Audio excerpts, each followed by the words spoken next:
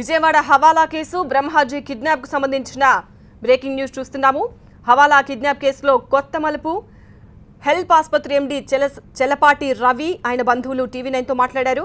అయితే బ్రహ్మాజీయే వాళ్లను నిలువునా మోసం చేశాడని, సింగపూర్ నుంచి కేవలం 40 పైసల వడ్డీకి కోట్లాది రూపాయలు అప్పు ఇప్పిస్తానంటూ వాళ్ల దగ్గర 25 లక్షల రూపాయలు వసూలు చేశాడని, హెల్ప్ ఆసుపత్రి విస్తరణ కోసం వాళ్లకు డబ్బులు అవసరమయ్యాయి. అందుకే బ్రహ్మాజీ గతంలో రంగురాళ్లు వజ్రాల వ్యాపారం చేసేవాడు. బ్రహ్మాజీ దగ్గర వాళ్ళు చాలాసార్లు వజ్రాలు కొన్నట్టు, అలాగే చెలపాటి రవి వాళ్లతో పాటుగా ఇలా చాలా మందికి సింగపూర్ నుంచి డబ్బు తెస్తానంటూ మోసం చేశాడు బ్రహ్మాజీ అని చెలపాటి రవి బంధువులు టీవీ9 తో మాట్లాడారు. విజయవాడ హవాలా కిడ్నాప్ కేసులో బ్రహ్మాజీతో పాటు మరో వ్యక్తిని కూడా అరెస్ట్ చేశారు పోలీసులు. పటమటలో నిందితుడు తాతాజీని అరెస్ట్ చేశారు పోలీసులు. అయితే ఈ తాతాజీ చాలా కాలంగా బ్రహ్మాజీకి అనుచరుడుగా ఉన్నాడు. బ్రహ్మాజీని పథకం ప్రకారమే పిలిపించి డాక్టర్లకు అప్పచెప్పాడు తాతాజీ. నమ్మిన అనుచరుడిగా ఉన్న తాతాజీనే బ్రహ్మాజీని డాక్టర్లకు అప్పచెప్పటం ఇక్కడ ట్విస్ట్. విజయవాడ హవాలా కిడ్నాప్ కేసులో కొత్త మలుపు చోటు చేసుకుంది. ఇప్పటికే టీవీ9తో హెల్ప్ ఆసుపత్రి ఎండి చలపాటి రవి బంధువులు మాట్లాడారు. బ్రహ్మాజీ ఒక మోసగాడు, తమతో పాటు చాలామందిని మోసం చేశాడు, వజ్రాల వ్యాపారం చేసేవాడు. బ్రహ్మాజీ దగ్గర మేము గతంలో కూడా చాలా వజ్రాలు కొన్నాం, ఒక రంగురాళ్ళు కొన్నాం. అతను డబ్బు కోసం ఏ పనైనా చేస్తాడు. సింగపూర్ నుండి తక్కువ వడ్డీకి డబ్బులు ఇప్పిస్తానంటూ తమ దగ్గర 25 లక్షల రూపాయల వరకు కూడా దోచేశాడు. బ్రహ్మాజీ తమను మాత్రమే కాదు చాలా మందిని మోసం చేశాడు. 40 పైసల వడ్డీకి సింగపూర్ నుండి కోట్లాది రూపాయలు తెప్పిస్తానంటూ బ్రహ్మాజీ నమ్మబలికాడు. తమ దగ్గర ఎంతో డబ్బును దోచేశాడంటున్నారు చలపాటి రవి బంధువులు. హెల్ప్ ఆసుపత్రి విస్తరణ కోసమే మాకింత డబ్బు అవసరమైంది, అందుకోసమే బ్రహ్మాజీని కలవాల్సి వచ్చింది. బ్రహ్మాజీని తమ దగ్గరకు వచ్చి డబ్బు ఇప్పిస్తానంటూ కూడా తమకు మాయ మాటలు చెప్పి నమ్మించి మోసం చేశాడు అని చెప్పి హెల్ప్ ఆసుపత్రి ఎండి చలపాటి రవి సోదరుడు ఈ విషయం అంతా చెప్పడం మనం చూసాం. వెంకటేశ్వరరావు భార్య లలితాదేవి, కుమారుడు సన్నీ కూడా, అంటే రవి తరపు బంధువులు, చలపాటి రవి బంధువులంతా కూడా ఈ విషయం గురించి మాట్లాడారు. బ్రహ్మాజీ తమను మోసం చేశాడు, అతను ఒక మోసగాడు, హవాలా వ్యాపారం మొదటి నుండి చేస్తున్నాడు, తమకు ఈ వ్యవహారంతో సంబంధం లేదు, కేవలం ఆసుపత్రి విస్తరణ కోసం మాత్రమే డబ్బు అవసరమై బ్రహ్మాజీని కలిసాం, అది కూడా బ్రహ్మాజీతో తమకు పరిచయం ఉంది. ఏ విధంగా పరిచయం ఉంది అంటే గతంలో అతని దగ్గర కొన్ని వజ్రాలు కొన్నాం, అతను వజ్రాల వ్యాపారం చేసేవాడు, డబ్బులు కూడా అప్పిచ్చేవాడు, తక్కువ వడ్డీకి డబ్బులు ఇప్పిస్తానని నమ్మబలకడంతోనే తాము బ్రహ్మాజీ మాటలు విన్నామంటున్నారు. కోట్లల్లో వ్యవహారం అంతా హవాలా వ్యాపారం. ఇక్కడ ఎవరు నిందితులు, ఎవరు మోసపోయారు, ఎవరు మోసం చేశారు, ఏ పోలీస్ అధికారికి ఇందులో లింకులున్నాయి, ఏ మంత్రిని అడ్డం పెట్టుకుని ఎవరు ఈ కేసులోంచి బయటపడాలనుకుంటున్నారు, చాలా సస్పెన్స్లు అయితే ఈ కేసులో మనకు కనిపిస్తున్నాయి. అయితే రోజులు గడుస్తున్న కొద్దీ ఒక్కొక్క అప్డేట్ మనకు ఆ కేసుకు సంబంధించి బయటకు వస్తూ ఉంది. ఇప్పుడు తాజాగా వచ్చిన అప్డేట్ ఏంటి అంటే, ఇప్పటి వరకు ఆసుపత్రిలో చికిత్స పొందుతూ తీవ్ర గాయాల పాలైన బ్రహ్మాజీని అందరూ చూస్తూ ఉన్నారు. బ్రహ్మాజీ పైన జాలిపడ్డారు, ఇంతగా కొట్టారే, చచ్చిపోయేటట్టు కొట్టారే అని ఇప్పటివరకు అనుకున్నారు. అయితే ఇప్పుడు ట్విస్ట్ ఏంటంటే, బ్రహ్మాజీయే తమను నిలువునా మోసం చేశారు, అప్పిస్తానని అలా మాయమాటలు చెప్పి 40 పైసలకే వడ్డీ ఇప్పిస్తాను, ఇంకా ఎక్కువ డబ్బులు మీకు ఇస్తాను, మీ ఆసుపత్రి విస్తరణ కోసం ఉపయోగపడతాను, డబ్బులు అవసరమైతే అని చెప్పి మాయమాటలు చెప్పి వాళ్ళను మోసం చేశాడు. 25 లక్షల వరకు మేము బ్రహ్మాజీ వల్ల నష్టపోయాము, అందుకే ఆ కడుపు మండి వాళ్ళైతే ఇంకేం ఒప్పుకోలేదు, బ్రహ్మాజీయే తమను మోసం చేశాడు అని హెల్ప్ ఆసుపత్రి ఎండి చెలపాటి రవి బంధువులు కూడా టీవీ9తో ఎక్స్క్లూజివ్గా మాట్లాడుతూ కొన్ని విషయాలైతే వివరించారు. అయితే మరొక నిందితుడిని కూడా ఈ కేసులో అరెస్ట్ చేశారు. పటమటలో నిందితుడు తాతాజీని పోలీసులు అరెస్ట్ చేశారు. బ్రహ్మాజీని పథకం ప్రకారం పిలిపించి డాక్టర్లకు అప్పజెప్పాడు తాతాజీ అనే వ్యక్తి. అయితే ఈ తాతాజీ ఎవరో కాదు, చాలా కాలంగా బ్రహ్మాజీకి అనుచరుడుగా ఉన్నాడు అని చెప్తున్నారు.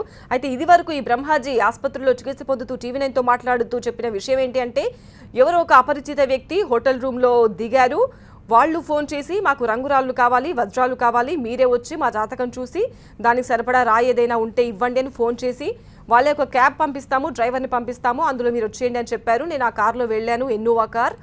వాళ్ళు కొద్ది దూరం వెళ్ళిన తర్వాత మరో 4 అదే ఇన్నోవా కార్లో ఎక్కారు. అందరూ కలిసి నున్న దాటిన తర్వాత ఒక మారుమూల ప్రదేశానికి తీసుకెళ్లి ఒక్కసారిగా తనపై దాడి చేసి తన ఒంటి మీద ఉన్న నగలు, డబ్బులు బంగారం అన్నీ తీసేసుకున్నారు. ఇక ఇంట్లో నుంచి కూడా ఒక ఎర్ర పర్సులో ఉన్న వజ్రాలను కూడా తీసుకురమ్మని తెప్పించమని ఆయన్ని ఒత్తిడి తెచ్చినట్టుగా తను ప్రాణమైతే పోతుంది, సరే డబ్బులు కూడా పోని ప్రాణమన్న మిగులుతుంది కదా అన్నట్టు అన్ని ఇచ్చేశాను అని చాలా రకాల మాటలు చెప్పారు. మరి ఏది వాస్తవము? ఇక్కడ మనకు వస్తున్న అప్డేట్ ప్రకారం అయితే తాతాజీ అనే వ్యక్తి బ్రహ్మాజీని తీసుకెళ్లాడు అని చెప్తున్నారు. ఇదివరకు ఈ బ్రహ్మాజీ చెప్పింది ఏంటంటే ఒక అపరిచిత వ్యక్తి క్యాబ్లో నేను వెళ్ళాను అని. పోలీసులు మాత్రం ఈ కేసు విషయంలో తీవ్రంగా దర్యాప్తు చేస్తున్నారు. గౌతమ్ సవాంగ్ ప్రత్యక్షంగా ఈ కేసును పర్యవేక్షిస్తున్నారు.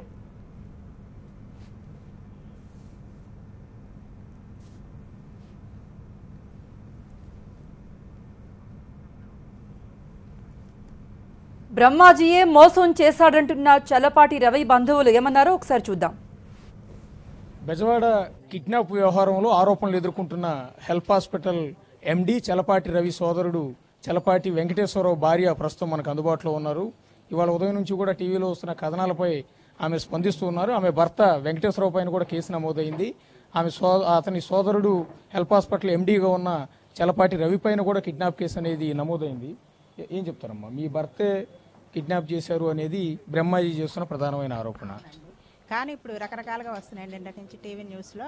అందులో నిజాలు ఎంతో పోలీసు జరుగుతుందండి. ఈ బ్రహ్మాజీకి ఇలా జరిగిందనడానికి అసలు కారకులు ఎవరో ఏంటో కూడా తెలియదు మాకు ఇతను మాకు బ్రహ్మాజీ అనే అతను చాలా కాలం నుంచి తెలుసండి. తెలిసి మాకు ఇలా తక్కువ వడ్డీకి రుణాలు ఇప్పిస్తామని చెప్పేసి మాకు చెప్పేవాడండి. సరే మేము కూడా బిజినెస్ ఎక్స్పాన్షన్కి వాటికి మనకు అవసరం కనుక అతని మాటలు నమ్మి మా ప్రాపర్టీస్ పేపర్స్ అవన్నీ ఇచ్చామండి. ఇస్తే అవన్నీ ఎప్పుడు అడిగినా ఏదో ఒకటి సాకు చెప్తూ ఉండేవాడు, ఏదో సాకు చెప్పేవాడండి. తర్వాత అక్కడి నుంచి ఆ మనుషులు మనకి ఈ బిజినెస్కి సంబంధించి అని అమౌంట్ తెచ్చేవాళ్ళు ఎవరు వచ్చినా కూడా వాళ్ళకి సంబంధించిన ఫ్లైట్ టికెట్స్ కానీ ఈ హోటల్స్ ఛార్జెస్ అవి కూడా అంతా మాతోనే కట్టించేవాడండి. ప్లస్ మీకు ఎలాగో మీకు ఇదేంటమ్మా మీకు లోన్ ఇది శాంక్షన్ అయిన తర్వాత నాకు ఎలాగో మీరు కమిషన్ ఇవ్వాలి కదా అని ముందే మా దగ్గర నుంచి 2 లక్షలు 3 లక్షలు అలా వసూలు చేసేవాడండి. అతను మాకు ఇప్పించేది పోగా మా దగ్గర నుంచి అతను తీసుకున్నదే ఎక్కువైంది. అంటే ఏ రకంగా లోన్ ఇప్పిస్తానని వాడండి మీకు? అంటే తక్కువ ఇంట్రెస్ట్కి వాళ్ళ బంధువులు అక్కడి నుంచి సింగపూర్ అక్కడి నుంచి వస్తుంది మనకు డైరెక్ట్గా మీ ఖాతాల్లోకి జమ చేస్తాను అని అలా చెప్పేవాడు మాకు. అంటే ఏ రేట్కి ఇంట్రెస్ట్కి ఇప్పిస్తానని వాడండి? అలా 80 పైసలు అట్లా తక్కువ వడ్డీ రేట్కి. ఇంత ముందు ఎప్పుడన్నా మీకు ఇప్పించిన సందర్భం ఉందా అతను? ఇదే ఫస్ట్ టైం మేము. సరే మనకు ఎప్పటి నుంచో తెలిసిన అతను కదా, మన ఫ్యామిలీ ఫ్రెండ్గా ఉంటున్నాడని మేము కూడా అతను నమ్మామండి. నమ్మి అతను ఎప్పుడు ఎంత డబ్బు అడిగినా కూడా మేము ఇచ్చేవాళ్ళం. మొత్తం అతని చేతిలో మీరు ఎంత మోసపోయి ఉంటారు? మేమంటే 25 లక్షల వరకు ఇచ్చామండి. మా మరిది గారు కానీ మేము కానీ 25-30 లక్షల వరకు ఇచ్చాం. ఎన్ని కోట్లు అప్పు సింగపూర్ నుంచి కానీ అక్కడ నుంచి కానీ తీసుకున్నారు? 6 కోట్ల వరకు ఇప్పిస్తానని చెప్పాడండి. మాకు హెల్ప్ హాస్పిటల్ ఎక్స్పాన్షన్ కానీ బిజినెస్ కానీ మాకు అవసరం కనుక మేము అతన్ని నమ్మి అతను ఎప్పుడు ఎంత అడిగినా కూడా మేము అమౌంట్ ఇచ్చేసేవాళ్ళం. మీకు కూడా హెల్ప్ హాస్పిటల్లో షేర్ ఉందా? ఉందండి. బేసిక్గా చిన్న క్వశ్చన్, 40 పైసలకి ఎక్కడో సింగపూర్ నుంచి అతి తక్కువ లో ఇంట్రెస్ట్ రేట్కి తీసుకొస్తానంటే మీరు ఎట్లా నమ్మారు? క్యాజువల్గా ఇండియాలో సాధ్యమేనా? ఎక్కడన్నా అట్లా సాధ్యమేనా? ఎవరైనా డబ్బులు ఎక్కువైనాడు ఊరికే దానం చేయాలి తప్ప అంత తక్కువ రేటుకి ఇంట్రెస్ట్ ఎక్కడన్నా ఇస్తారు? మీరు చదువుకున్న వాళ్ళు ఒక హాస్పిటల్ నడుపుతున్నారు, మీ హాస్పిటల్ ఎంతమంది ట్రీట్మెంట్ పొందుతారు? అవునండి, కరెక్టే. కాకపోతే ఇతను ఏంటంటే మనకు సన్నిహితుడు, ఎప్పటి నుంచో మనకు నమ్మకంగా ఉంటున్నాడు కనుక మేము అతను నమ్మాల్సి వచ్చిందండి. ఆ పరిస్థితిలో మాకు ఇట్లా ఎక్స్పాన్షన్కి వాటికి మాకు అమౌంట్ అవసరం అయింది కనుక మేము నమ్మాల్సి వచ్చింది. ఇప్పుడు మీ భర్త అతను కిడ్నాప్ చేసాడని స్వయంగా హాస్పిటల్లో చెప్తూ ఉన్నాడు. అతను మీ భర్త మీద కేసు కూడా నమోదైంది. నేపథ్యంలో ఏం చెప్తారు ఓవరాల్గా? మీరేం చెప్పాలనుకుంటున్నారు? అదే అండి, అదంతా కూడా పోలీస్ ఇన్వెస్టిగేషన్లో నిజాలు తేలుతాయండి, అంతే నేను చెప్పేది. చలపాటి వెంకటేశ్వరరావు భార్య చెప్తున్న మాట. అట్లాగే చలపాటి వెంకటేశ్వరరావు కుమారుడు కూడా ఇక్కడ ఉన్నాడు సన్నీ. ఏం చెప్తారు? మీ నాన్న మీద మీరు గతంలో బహుశా ఇలాంటి ఇబ్బందికరమైన పరిస్థితి ఇంతకుముందు ఎదుర్కొని ఉండరు నేను అనుకోవటం. ఒక హాస్పిటల్ కూడా నడుపుతున్నారు. ఇందాక మిమ్మల్ని అడిగిన ప్రశ్న మిమ్మల్ని అడుగుతున్నా. 40 పైసలు ఇంట్రెస్ట్ రేట్కి ఎవడో ఇస్తానంటే మీరు ఇంత చదువుకున్న వాళ్ళే ఉండి ఎట్లా నమ్మారు? మీరు చెప్పే మాటలో వాస్తవం ఉందని నేను ఎట్లా నమ్మాలి? అవును సార్, కొన్ని కరెక్టే. మీరు మోసపోవాలని రాసున్నప్పుడు అలా జరుగుద్ది. సో బ్రహ్మాజీ గారిని మేము ఎప్పటి నుంచో ట్రస్ట్ చేసాం. సో మేము కూడా బ్లైండ్గా వచ్చింది అనుకున్నాం, కానీ మేము అంత అనలైజేషన్ మాకు లేదు. సో మేము బ్యాంక్ వడ్డీ 80 పైసకి వస్తుంది, ఇచ్చేది 40 పైసలు 60 పైసలు అని చెప్పి మేము ఆలోచించే అది కూడా లేదు ఆ రోజు. సో ఎందుకంటే ఆ రోజు మనీ రిక్వైర్మెంట్ అలాంటిది, అవసరం అలాంటిది. మీకు తెలిసిన వాళ్ళకి ఎవరికైనా ఆ రేట్ ఇంట్రెస్ట్కి ఇప్పించాడు అతను? ఆ రేట్కి ఇంట్రెస్ట్ ఇప్పించా అని చెప్పి చెప్పాడు. మీకు ఆల్రెడీ ప్రూఫ్స్ చూపిస్తామని చెప్పి ఇంకో అతను తీసుకొచ్చి కూడా చెప్పాడు, ఇతను మేము తీసుకున్నాం, 4 క్లయింట్స్ నెంబర్లు ఇస్తాం మీరు మాట్లాడని కూడా చెప్పిన విషయం సందర్భం ఉంది. అదే మీకు అంత పెద్ద మొత్తంలో డబ్బు అవసరం ఏముందండి? హాస్పిటల్ ఎక్స్పాన్షన్ కావాల్సి వచ్చిందండి. సో దాని గురించి తిరుగుతున్నాం. ఎందుకంటే ఇప్పుడు వేరే బోర్డ్ ఆఫ్ డైరెక్టర్స్ కూడా అందులో జాయిన్ అవుతున్నారు, వేరే ఇన్వెస్ట్మెంట్స్ కూడా తీసుకుంటున్నాం. సో మనీ పూల్ చేసుకోవడానికి జరుగుతున్న ప్రయత్నంలో ఈయన మాకు చెప్పిన మాట ఇది, నేను ఇప్పిస్తాను ఇంకా తక్కువ రేటుకి, మీరు అంత స్టేక్ ఇవ్వటం ఎందుకు, ఇలా తక్కువ వడ్డీకి మీకు వస్తుంది కదా. సో తర్వాత లేటర్ మనం మాట్లాడుకుందాం, ముందు వాళ్ళ దగ్గర మనీ ఎక్కువ ఉంది, వాళ్ళు ఎక్కడ హైడ్ చేయాలో తెలియట్లేదు వాళ్ళకి. సో అది చెప్పాడు. సో మనం ఎంతసేపు మనీ వస్తుంది అని ఆలోచిస్తున్నాం కానీ వాళ్ళు బ్లాక్ ఇస్తున్నారా వైట్ ఇస్తున్నారా ఏదో మాకు తెలియదు. అందులో సింగపూర్లో ఎక్కడి నుంచి తీసుకొస్తున్నానని చెప్పేవాడు మీకు? అతను చెప్పిన కథలే చెప్పండి. అదేనండి, జనార్దన్ అని చెప్పి ఒక పర్సన్ ఉన్నాడు. సో తను పంపిస్తాడు తను మనకు బాగా వెల్విషన్ అని చెప్పి ఇంకో అతనితో మాకు అక్కడి నుంచి వచ్చినట్టుగా ఫోన్ చేపించి మాట్లాడించారు. యాక్చువల్లీ ఇందులో నాకు మా ఫాదర్ చెప్పింది నేను విన్నా తప్పితే నేను పర్సనల్గా చూస్తే 2-3 టైమ్స్ ఉంటుంది.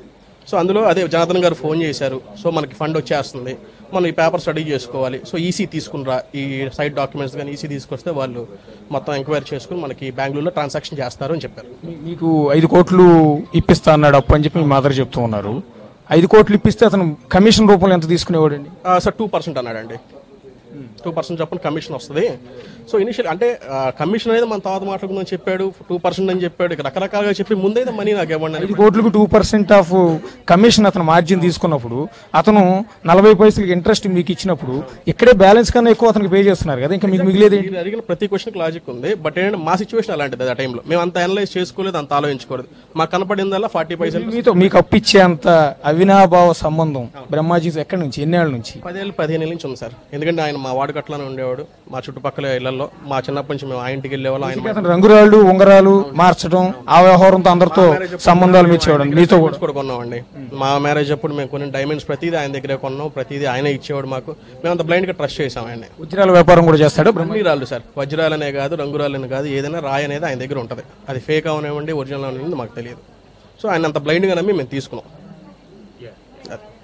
అట్లాగే ప్రస్తుతం వీళ్ళు చెప్తున్న వాదన బట్టి పక్కా మోసం పగడబందీ వ్యవహారం ఇక్కడ జరిగినట్టుగా స్పష్టంగా అర్థమవుతుంది చెప్తున్నమాట. ఇంకొక పాత్రధారి ఈ వ్యవహారంలో కొత్తగా వెలుగులోకి వచ్చిన మరొక ట్విస్ట్, తాతాజీ అనే పాత్ర తెర మీదకి వచ్చింది. తాతాజీ అనే వ్యక్తి ప్రస్తుతం ఉన్న బ్రహ్మాజీకి, హాస్పిటల్లో ఉన్న బ్రహ్మాజీకి సన్నిహితుడు కూడా. సన్నిహితుడా, మీరు స్నేహితుడా, ఆత్మీయులా? స్నేహితుడు ఏమి కాదండి, 2.5 సంవత్సరాల క్రితం నాకు అతను పరిచయం అయ్యాడు బెంగళూరులో. నేను అక్కడ ఒక రియల్ ఎస్టేట్ ఒక సైట్ కొనడానికి వెళ్ళినప్పుడు అతను ఒక ఫైనాన్స్ పర్పస్లో వచ్చాడు. అక్కడ నుంచి నా నెంబర్ తీసుకుని నాతో మాట్లాడి ఇట్లా ఉన్నాయి చేసి పెడతారా అంటే, ఫైనాన్స్ చేసి పెట్టడం కాదండి, ఇట్లా ఉన్నాయి చేసి పెడతారంటే, నేను ఆల్రెడీ నా దగ్గర 4-5 ఫైనాన్సెస్ ఉన్నారు, ఏమైనా మీరు ఎవరైనా ఉంటే చెప్పండి, ఇట్లా మార్జిన్ తీసుకుంటానని చెప్పి ఉన్నాడు అతను. ఇలా నేను రంగురాళ్ళ వ్యాపారం అవి చేస్తాను, రైస్ పుల్లింగ్ అవి కూడా చేస్తాం, ఎవరైనా ఉంటే మాకు చెప్పండి, మీకు కూడా ఏదైనా ఉంటే 200 కోట్లు డాక్టర్ మూర్తి గారు అని చెప్పి హైదరాబాద్లో ఉన్నారు, వాళ్ళే వీజా తీస్తారు, వాళ్ళే ఫ్లాట్ తీస్తారు వేరే కంట్రీలో, కావాలంటే మిమ్మల్ని మెంబర్ని కూడా చేస్తాను ఇందులో, ఎందుకంటే మీకు ఎలాగా మనీ అవసరం కాబట్టి అన్న విషయాలు నా దగ్గరికి వచ్చినప్పుడు నేను అట్లా చాలా ఖండించి దూరంగా పెట్టాను. అండ్ బ్రహ్మాజీ నాకు పేపర్ వర్క్ చేయడం కోసం అతను 15 లక్షలు తీసుకొచ్చి 20 లక్షలు తీసుకొచ్చి ఎంత అనేది ఏ వ్యక్తి దేని నుంచి అనేది మనకు తెలియదు. ఆ ఫైల్ వచ్చినప్పుడు మనం చూసి ఇప్పుడు ఉన్నట్లో చూసి నేను వర్క్ చేసి ఇచ్చినప్పుడు నాకు ₹1,00,000 ఇస్తానని చెప్పినప్పుడు అవి కూడా రాళ్ళు ఇచ్చి, ఆ రాళ్ళు కూడా నాకు ₹1,20,000 పెట్టి ఒకసారి నా చేతికే జాతకం చూసి నాకు రాళ్ళు ఇచ్చినప్పుడు అట్లా వాల్యూషన్ నేను బయట కట్టించుకుంటే ₹8,000 వచ్చినాయి. నాకు ₹1,00,000కి రాళ్ళు ఇచ్చేస్తాను, 5 లక్షలు చేస్తాయి, 6 లక్షలు చేస్తాయి అని చెప్పి. మీ దగ్గరికి అతను వచ్చిన డీల్ అర్థం కాల. నా దగ్గరికి వచ్చింది అదేనండి, ఇప్పుడు ఈ పేపర్ వర్క్ చేసి పెడితే నీకు డబ్బులు ఇస్తారని చెప్పేసి ఏ పేపర్ వర్క్ అండి? లోన్ సంబంధించిన పేపర్స్, అతని డాక్యుమెంట్స్ అన్ని అతను తీసుకుని కస్టమర్తో అతను మాట్లాడుకుని లోన్కి సంబంధించిన ఛార్జెస్ అవన్నీ అతను కట్టించుకుని అతను తీసుకుని వచ్చి మాకు దీనికి పేపర్ వర్క్ చేసి పెడితే నీకు ₹1,00,000 ఇస్తాను బాబు అని చెప్పి నాకు చెప్పాడండి అతను. మీరు అలా పేపర్ వర్క్ ఎంతమందికి ఇప్పించుంటారు, ఎంతమందికి చేస్తుంటారు? లేదు, దీని మీద వర్క్ ఎందుకంటే నేను ఆల్రెడీ కాస్త రియల్ ఎస్టేట్ ఫీల్డ్లో ఉన్నాను కాబట్టి ఎంతో కొంత అవగాహన ఉంది కాబట్టి నన్ను అడిగాడండి అతను.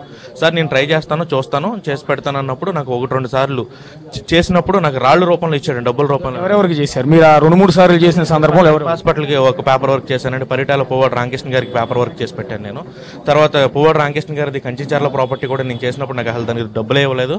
తర్వాత రమణ గారు అని చెప్పేసి ఒక అతను, పువ్వాడ రామకృష్ణ గారికి ఎంత డీల్ జరిగింది వీడికి ఆయనకి మధ్య? నాకు వాల్యుయేషన్ రిపోర్ట్స్ అందులో రాయడు సార్, ఓన్లీ పేపర్ వర్క్ సంబంధించి రాస్తాడు సార్. హెల్ప్ హాస్పిటల్కి సంబంధించిన ఎంత అమౌంట్? అది కూడా ఈ వాల్యుయేషన్స్ ఏమీ రాయడు సార్, జస్ట్ అతను వాల్యుయేషన్స్ అన్ని అతని క్యాలిక్యులేషన్స్ వేరేగా ఉంటాయి. విచిత్రంగా లేదో పేపర్ మీద ఎంత అమౌంట్ తెలియకుండా మీరు పేపర్ వర్క్ ఎట్లా చేస్తారు? ఒక్కొక్క ఫైనాన్సెస్ ఒక్కొక్క లా ఇస్తాడని చెప్తాడండి అతను. అందుకని దేని మీద కూడా మా పేపర్ వర్క్ మీద వాల్యుయేషన్ రిపోర్ట్స్ రాయడు, అతను రాసుకుని అతను చూసుకుని వాళ్ళకి చెప్పుకుంటాడు.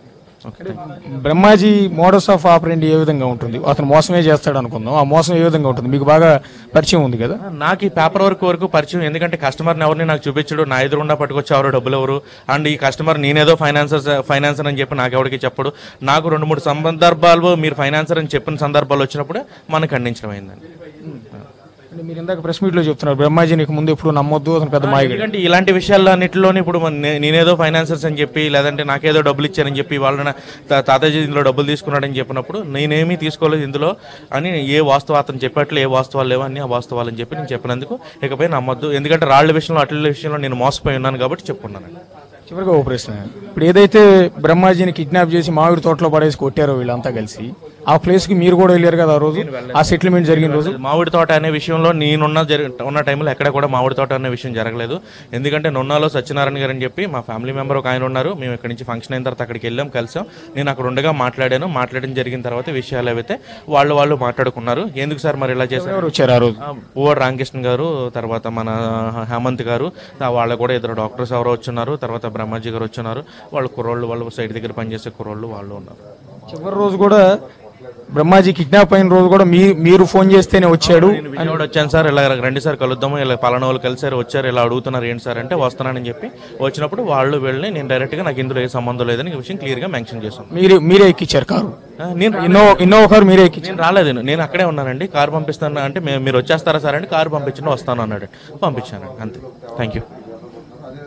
ఇది పరిస్థితి. ప్రస్తుతానికైతే ఎవరైతే ఉన్నారో చలపాటి రవి గారి, చలపాటి వెంకటేశ్వరరావు గారి, అట్లాగే ఆరోపణలు ఎదుర్కొంటున్న హేమంత్ మైనేని కానీ వీళ్ళు ప్రస్తుతం ఇంకా పరారీలోనే ఉన్నారు. పోలీసులు వాళ్ళ కోసం వెతుకుతూనే ఉన్నారు. కేసు అయితే చాలా సీరియస్గానే సాగుతోంది. వీళ్ళ తరఫు వాళ్ళంతా చెప్తున్నది మేమే బాధితులం బ్రహ్మాజీ చేతిలో, బ్రహ్మాజీ మమ్మల్ని నిలువున ముంచి చివరికి మమ్మల్ని ఈ కేసులో ఇరికిచ్చారనేది వీళ్ళ వాదనగా కనిపిస్తోంది. బ్రహ్మాజీ వాదన మరో రకంగా కనిపిస్తోంది. ప్రస్తుతం దెబ్బలతో ఆసుపత్రిలో ఉన్నాడు కాబట్టి అతని వైపు సానుభూతి చూపిస్తున్నారు తప్ప అతను ఎన్ని మోసాలు చేశాడో మీకు తెలియదు అనేది వీళ్ళు చెప్తున్న వాదనగా మనకు కనిపిస్తుంది. Over to studio.